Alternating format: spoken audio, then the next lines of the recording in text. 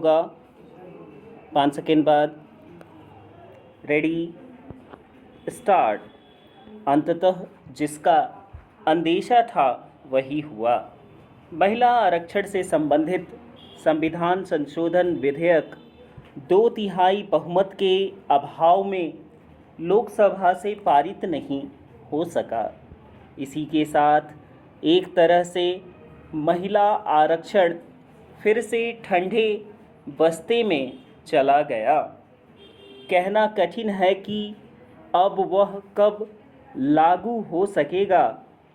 यदि पक्ष विपक्ष के बीच निकट भविष्य में कोई सहमति नहीं बनती तो आसार यही है कि महिला आरक्षण 2034 के लोकसभा चुनाव के पहले क्रियान्वित नहीं हो सकता।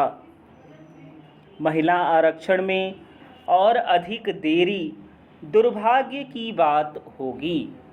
ध्यान रहे, महिला आरक्षण के सपने को साकार करने में पहले ही बहुत देर हो चुकी है। महिला आरक्षण का विचार करीब 3 दशक पहले राजनीतिक विमर्श का विषय बना था। इसके पहले सभी दल महिला आरक्षण के पक्ष में बातें तो करते रहे, लेकिन वे उनके लिए मन से तैयार नहीं हुए। इसी कारण महिला आरक्षण संबंधी विधेयक कई बार संसद में पेश होने के बावजूद आगे नहीं बढ़ सका।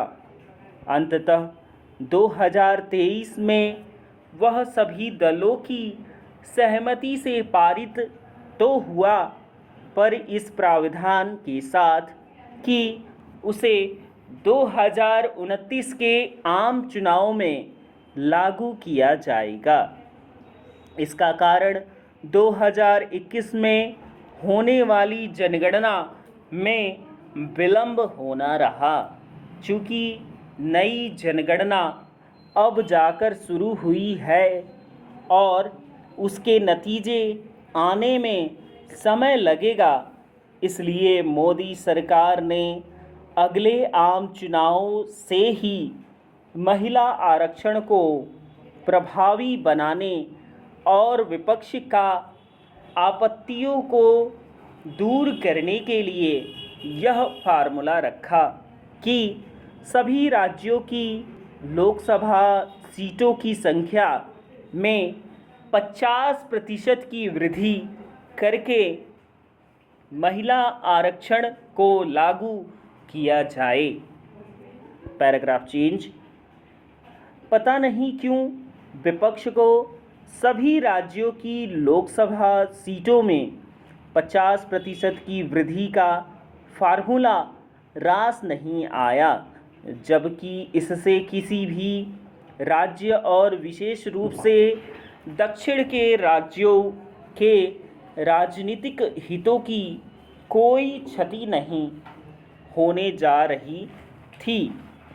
अच्छा होता कि विपक्ष नई जनगणना और उस पर आधारित परिसीमन के आधार पर महिला आरक्षण लागू करने की अपनी जिद का परित्याग करता, क्योंकि यदि जनसंख्या के आधार पर महिला आरक्षण लागू किया जाता है तो कम आबादी वाले दक्षिण और पूर्वोत्तर भारत के राज्य तो राजनीतिक रूप से नुकसान में ही रहेंगे। जहाँ तक विपक्ष की यह मांग है कि महिला आरक्षण में विभिन्न वर्गों के लिए अलग से आरक्षण लागू किया जाए, तो इसकी अनदेखी नहीं की जा सकती कि 2023 में ऐसी कोई मांग नहीं की गई थी।